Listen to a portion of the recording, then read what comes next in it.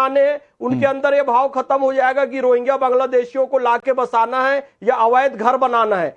बचपन से हम उनमें सुधार का कार्य कर देंगे, हम तो ये कहते हैं। अब आइए, मैं आप जो मूल विषय जिस बात को आप कह रहे थे, और हमारे जो दो प्रवक्ताओं ने भी बात कही, बहुत अच्छी बात कही।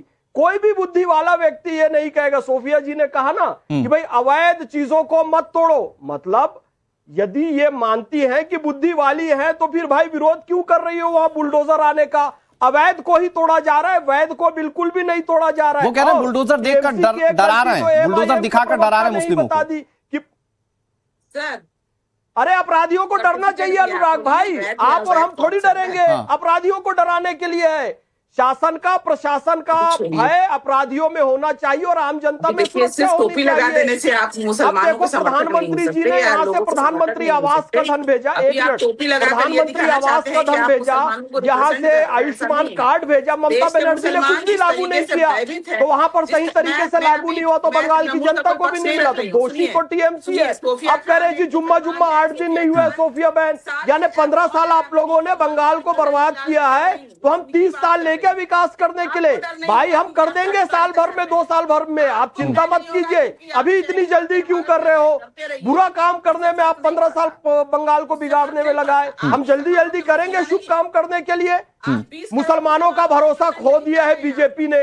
भाई ईरान को तो भर भर के सोना देते हो, चांदी देते हो, सोफिया जी मैं आ रहा हूं आपके पास। सोफिया जी एक मिनट, मैं पूरा मौका दूंगा। ने कहा सोना नहीं खरीदो, तो अपने देश का भंडार भरने के लिए 1-1 ग्राम सोना देना चाहिए कि नहीं? आ रहा हूं, के शर्मा जा रहा हूं। ईरान को यदि मुसलमान ने दिया तो 1-1 ग्राम सोना भी प्रधानमंत्री कोष में भी देना चाहिए कि नहीं?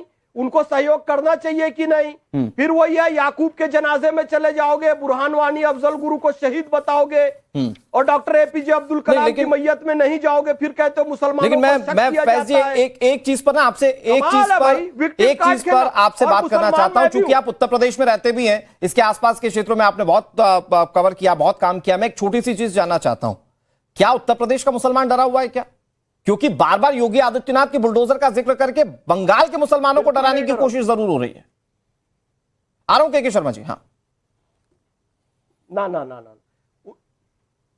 उत्तर प्रदेश का और पूरे भारत का मुसलमान कहीं भी नहीं डरा हुआ है। आप स्वतंत्र अपने चैनल के किसी व्यक्ति को भेजिए और मैं कहता हूं स्टिंग ऑपरेशन भी कीजिए, कोई चुपके से भी मुसलमान ये बोलता नहीं दिखेगा कि हम डरे हुए हैं। ठीक है, अरे डराना ये मुसलमान का काम नहीं, और डरना डराना संत योगी सिर्फ आपके शब्दों में मुसलमान डरा हुआ है आज? देने वाले कोई नहीं होते हैं। हाँ, मोहम्मद फैज कह रहे कोई डरा हुआ नहीं है, कार्रवाई जो हो रही है वैधानिक हो रही है, सबको फायदा हो रहा है। डराने की राजनीति करते हैं। मुसलमानों के ना मसीहा है और ना कोर्ट है, ना इसी से तो ये 15 साल वोट लेते रहे मुसलमानों को डरा डरा कर। भाई मुसलमान डरा हुआ नहीं है।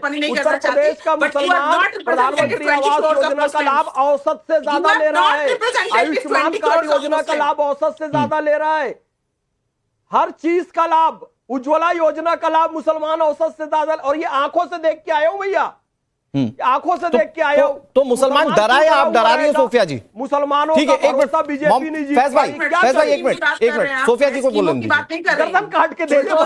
फैज भाई एक बार सोफिया जी को बोलने दीजिए। हाँ या ना, सिर्फ मुसलमानों क्या इस देश में अवैध चीजें सिर्फ मुसलमान करते हैं? क्या आप साबित करना चाहते हैं कि इस देश के मुसलमान गद्दार हैं? इस देश के मुसलमान सिर्फ जो है ये इस तरीके की इलीगल एक्टिविटीज करते हैं? यार अनुराग भाई क्यों भड़का रही है ये? हर अवैध आप साबित करना चाहते हैं, प्रेजेंट नहीं करते। मुसलमानों को भड़का रही हो आप, भड़का दिल में बसे काबा नया मदीना, ये मुसलमानों भड़का रही हूँ या तुम भड़का रहे हो? चलेगी, समझ में आ गया ना? मैं नहीं भड़का रही हूँ, तुम चाटुकारिता कर रहे हो और समाजवादी पार्टी बाहर हो गई ना, तुम चाटुकारिता कर रहे हो। मैंने कहा, मैंने अपने स्टेटमेंट में कहा यहाँ हिंदू मुसलमान की बात नहीं है, धीरे धीरे विश्वास में लेने के बाद काम करना चाहिए। जो मुसलमान डरा हुआ है 2014 के बाद, उस मुसलमान को भी भड़का रहे हो आप यहाँ पर। ठीक है, ओके फैज भाई मैं फिर आ रहा हूँ आपके पास। फैज भाई मैं फिर आ रहा हूँ आपके पास। सोफिया खान जी थोड़ा सा वेट। सोफिया जी मैंने आपको बहुत बोलने दिया, ओके प्लीज बीजेपी के प्रवक्ता को लेकर आइए, कांग्रेस प्रवक्ता को लेकर आइए। हो गया, ठीक है सोफिया जी, हो गया। फैज भाई मैं फिर आ रहा हूँ आपके पास। सोफिया जी देखिए, आज देश का ये ट्रेंड सब जानते हैं कि अगर आपने विरोध में बात की तो आप सेक्युलर हैं, और आपने अगर सरकार के हक की बात कर ली तो आप चाटुकार हैं। ये कुछ नया नहीं बोल रही हैं, कुछ नया बोलेंगी तो मैं भी इंडोर्स करूंगा उस बात को। ठीक है, मैं फिर आ रहा हूं आपके पास। चंद्रशेखर जी भाई 2014 के बाद से मुसलमानों को क्यों डरा रहे हैं आप? अगर कार्रवाई करनी ही है अवैध पर तो आहिस्ता आहिस्ता कीजिए। जुमा 4 दिन हुआ आप बुलडोजर चलाने लगे बंगाल के अंदर, ये सोफिया जी का प्रॉब्लम है। जो कांग्रेस ने घाव दिया है भारतीयों के ऊपर आजादी के बाद, उस घाव को अब और हम पकाना नहीं चाहते। घाव का इलाज हो रहा है। जिसको दर्द होते हम ना मुसलमान के विरोध में ना हिंदू के विरोध में, हम जिन लोगों ने गलत किया है उसके विरोध में है। आपने बंगाल की बात की, बुलडोजर 15 साल तक, आज जो कल हावड़ा में बुलडोजर चला उसमें क्या हिंदू की दुकान नहीं थी? क्या किसी पंजाबी की दुकान नहीं थी? अवैध अवैध होगा, पर इन लोगों ने मुसलमान मुसलमान मुसलमान बोल के अजी सबसे ज्यादा नुकसान किया है। तो वो मुसलमान क्या किया? बेचारा मुसलमान तो हाशिए पे हो गया। ममता बनर्जी ने 15 साल उनको डराया कि बीजेपी का शेर आएगा तुमको मार देगा। अब तो मुसलमान मुक्ति हुए हैं, उनको भी समझ में आ रहा है। रही मदरसों की बात, आप बताइए जिस स्कूल में यह तालीम दी जाए कि काफिर है हिंदू, उसको मार दिया जाए, भारत का प्रधानमंत्री हमारा दुश्मन है, ऐसे स्कूल और मदरसों को लेकिन चंद्रशेखर जी, क्या आपको नहीं लगता कि अगर वाकई में, मैं कह रहा हूं कि पॉलिटिकली डरा हुआ मुसलमान नहीं, वाकई में अगर मुसलमान को यह लग रहा है कि उससे संबंधित उसके धर्म से जुड़ी हुई चीजों को तोड़ फोड़ दिया जाएगा या उसको अपने धार्मिक स्वतंत्रता से महरूम कर दिया जाएगा, तो क्या यह सरकार का दायित्व नहीं है कि आप उन लोगों को भरोसे में लें? मुझे सोफिया जी की यह बात ठीक लग रही है। अगर वो वाकई में डरा हुआ है, पॉलिटिकली डरा हुआ नहीं है, डराया हुआ नहीं है, तो उसको भरोसे में लेना आपका काम है। नहीं, मेरी बात सुने, भरोसे। यदि के शर्मा जी आपके स्टूडियो को 15 लोग आके अतिक्रमण करके कब्जा कर ले, 10 साल बाद वहाँ रामायण पाठ हो या मस्जिद का अजान हो, और उसके बाद जिसका ओरिजिनल मालिक है आप मांगने जाए, तो हम क्या बोले कि नहीं भाई अत्याचार हुआ, हम तो 15 साल। आपने किया क्यों गलत? हम पाप को धो रहे, पाप कांग्रेसियों के पाप को धो रहे, तृणमूल के अत्याचार को साफ कर रहे हैं। इसमें बंगाल में तो कांग्रेस पार्टी कब की चली गई सर? बंगाल में कैसे धोइएगा? मैं तृणमूल की बात कर रहा हूँ। तृणमूल कांग्रेस ने सनातन धर्म के लोगों को इन मुस्लिम भाइयों के द्वारा, आ रहा हूँ सोफिया जी, आ रहा हूँ,